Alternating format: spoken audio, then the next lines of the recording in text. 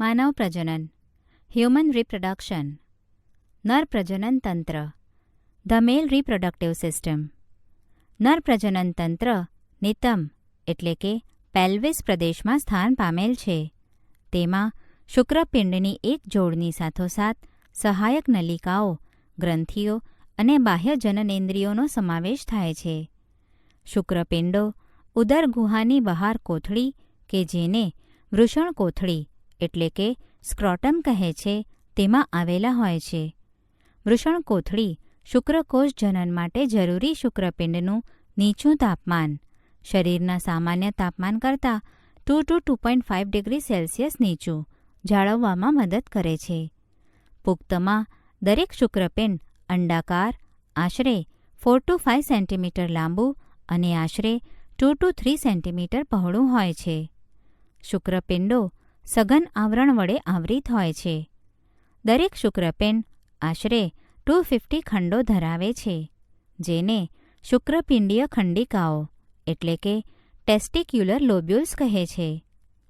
દરેક ખંડિકાઓ 1 થી 3 શુક્રકોષો ઉત્પન્ન કરતી ખૂબ જ ગૂંચળામય શુક્રોત્પાદક નલિકાઓ એટલે કે સેમિનિફેરસ ટ્યુબ્યુલ્સ ધરાવે છે. દરેક શુક્ર ઉત્પાદક નલિકા તેની અંદરની બાજુ પર 2 પ્રકારના કોષો ધરાવે છે, જેને નરજનન કોષો એટલે કે મેલ જર્મ સેલ્સ કે આદિ શુક્રકોષો એટલે કે સ્પર્મેટોગોનિયા અને સર્ટોલી કોષો એટલે કે સર્ટોલી સેલ્સ કહે છે. નરજનન કોષો અર્ધીકરણને અંતે શુક્રકોષોના નિર્માણ તરફ દોરાય છે, જ્યારે સર્ટોલી કોષો જનન કોષોને પોષણ પૂરું પાડે છે.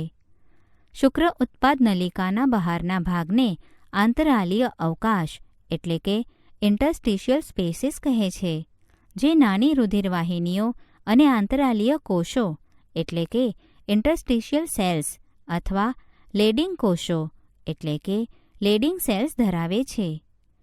લેડિંગ કોષો એન્ડ્રોજન્સ એટલે કે એન્ડ્રોજેન્સ થી ઓળખાતા શુક્રપિંડીય અંતઃસ્ત્રાવોનું સંશ્લેષણ અને સ્ત્રાવ કરે છે.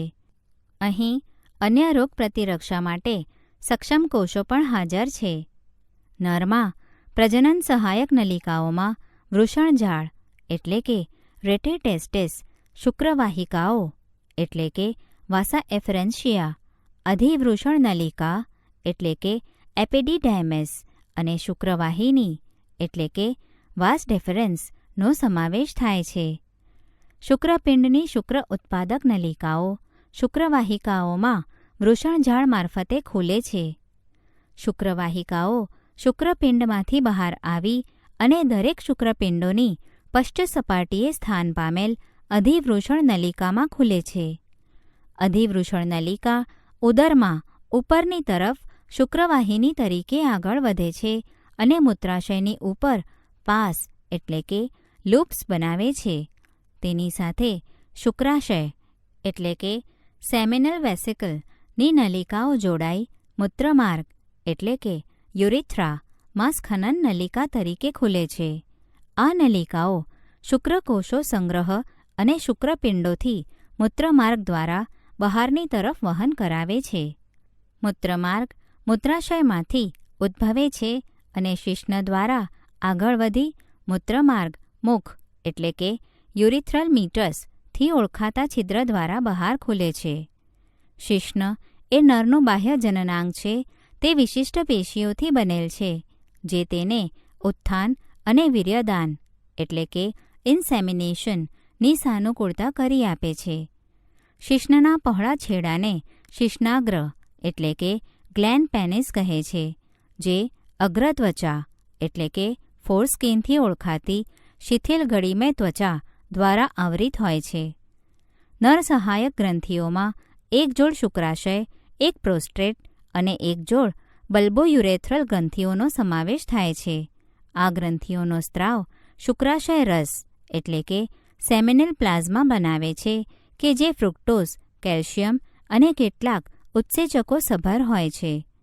બલ્બોયુરેથ્રલ ગ્રંથિઓનો સ્ત્રાવ શિશ્નના ઊંઝણમાં પણ મદદ કરે છે.